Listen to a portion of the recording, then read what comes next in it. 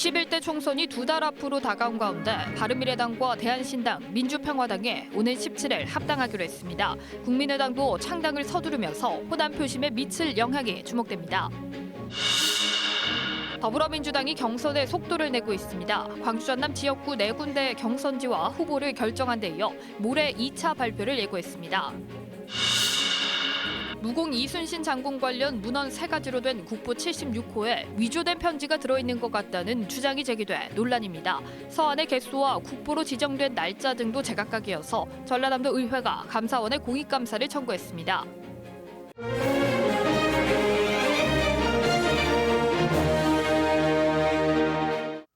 이어서 목포에서 전해드립니다. 지도체제 갈등으로 진통을 겪었던 바른미래당과 대한신당, 민주평화당의 합당 협상이 오늘 극적으로 타결됐습니다. 이 세 당은 오는 17일 합당하고 당명을 민주통합당으로 정하기로 합의했습니다. 안철수 전 의원의 국민의당도 창당을 서두르면서 야권의 통합과 분화가 호남 표심에 미칠 영향이 주목됩니다. 유초롱 기자의 보도입니다. 호남에서 민주당과 1대1 구도를 만들겠다고 선언한 바른미래당과 대한신당, 민주평화당이 오늘 통합에 합의했습니다. 합당 시점은 오는 17일이고 당명은 민주통합당으로 정했습니다. 통합당은 현재 세 당의 대표인 손학규, 정동영, 최경환 대표의 공동대표 체제로 운영되고 연장자인 손 대표가 상임대표를 맡습니다. 국회의원의 이탈이 없다면 28석으로 원내 3당 교섭단체가 됩니다. 이 때문에 앞으로 예정된 선거구 핵정협상에서도 영향력을 발휘할 것으로 예상됩니다. 민주통합당은 호남당이라는 일각의 비판을 극복하기 위해서 청년 미래세대, 소상공인 등과 2차 통합도 추진할 예정입니다. 통합당은 통합 즉시 통합당의 강령에 동의하는 청년 미래세대, 소상공인 협회 등과 통합을 적극 추진한다. 안철수 전 의원의 국민의당도 모레 광주시당을 창당하는 등 창당에 속도를 내고 있습니다.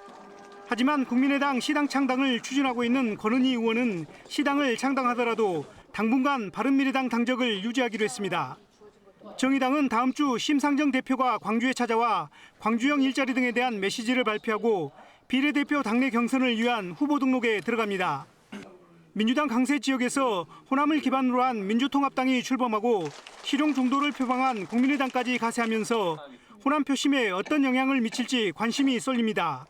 특히 야권 내 후보 단일화와 선거 연대 가능성도 열려 있어 4.15 총선 구도가 요동칠 수 있다는 예상도 나옵니다. KBS 뉴스 유초롱입니다. 민주당은 공천 작업에 속도를 내고 있습니다. 어제 광주 전남 지역구 4군데의 경선지와 후보를 결정했는데요. 1차 경선 지역에 포함된 후보들은 전략 공천 지역에 포함되지 않아 안도하는 분위기입니다. 보도에 류송호 기자입니다. 민주당이 어젯밤 21대 총선의 경선 지역과 후보를 1차로 발표했습니다. 경쟁이 치열한 곳과 취약 지역을 중심으로 해서 우선적으로 좀 선정을 했습니다. 52개 지역구 가운데 광주 3곳, 전남은 1곳입니다. 가장 눈에 띄는 곳은 전략공천설이 돌았던 광주 동남을 지역구입니다. 광주 전남 전체 판세에 악영향을 미칠 수 있는 만큼 일찍 경선 지역으로 결정해 계속되는 잡음을 차단한 것으로 풀이됩니다. 후보는 이병훈, 김혜경 2명입니다. 8년을 준비해서 세 번째 도전을 합니다. 그런데 전략공천이 되면 어떻게 되겠어요? 이번에 경선이 돼서 주민의 심판을 받게 돼서 천만다행입니다. 타 당과 경쟁이 치열한 지역 중에 하나입니다. 그래서 선거를 준비하는 저희 예비 후보들에게 보다 일찍 준비를 해서 타당에 압승할 수 있도록 시간을 주는. 무소속 김경진 의원이 버티고 있는 광주 북구 갑은 정준호 예비 후보와 조호섭 예비 후보가, 광주 북구 을은 이형석 예비 후보와 전진숙 예비 후보가, 또 해남 완도 진도 선거구에서는 윤광국 윤재갑 예비 후보가 본선행을 두고 경선을 치릅니다. 이의 신청과 선거인 명부 확정 등을 거쳐 빠르면 24일엔 1차 발표 지역의 경선이 시작됩니다. 광주 전남이 예전하고 다르게 현역 의원들하고 맞서 싸워야 되는 경쟁자가 됐으니까 민주당이 확실히 시간이 더 필요한 건 사실이죠. 민주당은 모레 2차 경선 지역과 후보를 발표하겠다고 밝혔습니다. 하지만 단수, 전략 지역은 검토할 사안이 많다며 추후 발표를 예고해 광주 전남에서 전략 공천이 있을지 하면 어디로 할지 계속 관심사입니다. 민주당의 국회의원 후보자 결정은 권리당원 투표와 여론조사 결과를 절반씩 합쳐 이루어집니다. KBS 뉴스 류성호입니다. 정부가 코로나19에 따른 재난안전특별교부세를 지원합니다. 이에 따라 광주는 6억 4천만 원, 전남은 11억 2천만 원이 지원됩니다.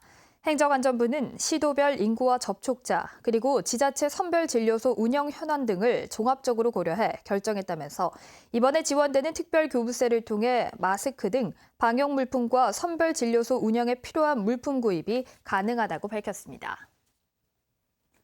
호남대학교가 국내 입국 유학생들을 위한 첫 긴급 수송에 나섭니다. 호남대는 우선 중국에 체류 중인 중국인 유학생 896명으로부터 입국 신청을 받아 오는 18일부터 안정화 기숙사인 면학관에 입사시키기로 결정했습니다.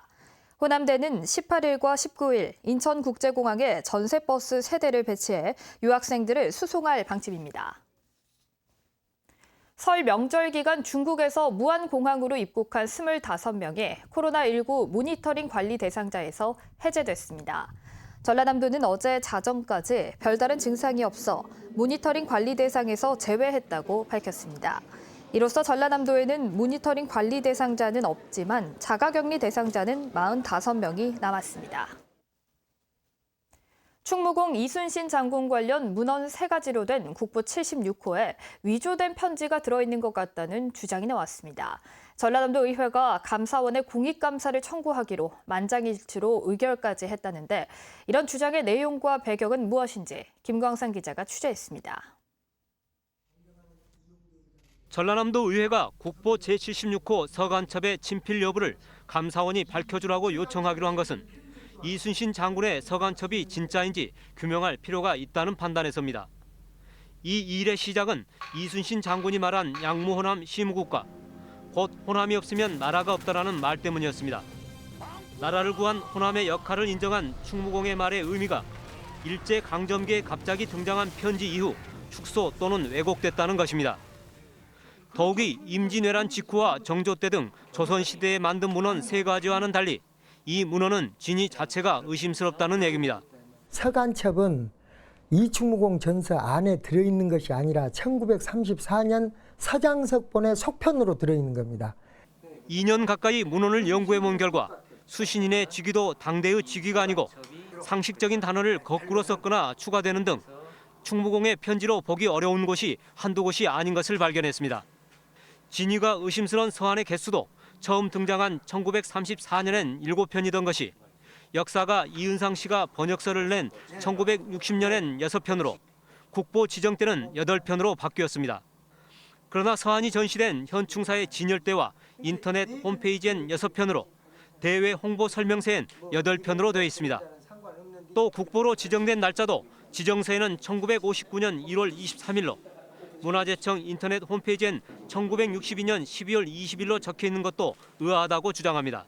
이순신 장군이 활동할 때 쓴 편지냐는 것을 확인하기 위해서는 임진왜란 당시에 그 편지지가 종이인지를 확인해야 되는데 결정적인 친필 판단의 근거가 될 종이 제작 연대 규명 등의 요청을 받았던 문화재청은 알 수 없다고 회신했고 현재로선 진실 규명도 어렵다고 말합니다. 지정과 관련된 어떤 사안을 갖다가 판단을 할 때는 그 구체적이고 객관적인 증거가 나오지 않는 한 공식화한다든지 하는 거는 좀 어려운 부분이 있습니다. 하지만 인터넷상에서 폄하되고 있는 충무공의 말을 명확히 알고 싶었다는 한 지방의원의 연구에서 시작된 일이 감사원 공익감사 청구로까지 이어지면서 문화재의 진위 논란은 더 커지게 됐습니다.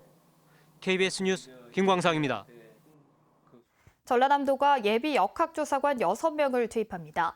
전라남도는 코로나19 확산에 대응하기 위해 시와 군 보건소의 공중보건이 6명을 예비 역학조사관으로 임명해 질병관리본부 단기 교육을 받게 할 예정입니다. 이들은 완도와 신안, 고흥 등에서 투입될 예정이며 현재 전라남도가 운영하고 있는 역학조사반은 3개 팀 26명입니다.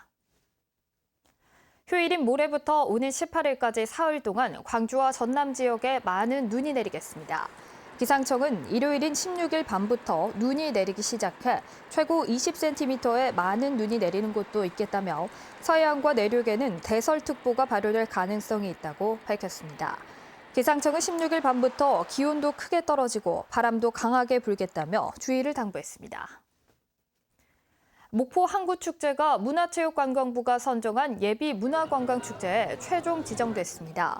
예비문화관광축제는 발전 가능성을 가진 지역축제의 자생력과 지속 가능성 강화를 위해 문체부에서 2년 주기로 평가를 거쳐 지정하는 것으로 목포 항구축제를 포함해 전국적으로 33개 축제가 선정됐습니다. 목포 항구축제는 올해 10월 8일부터 11일 사이 목포항과 사막더 일원에서 열립니다. 지금까지 목포였습니다.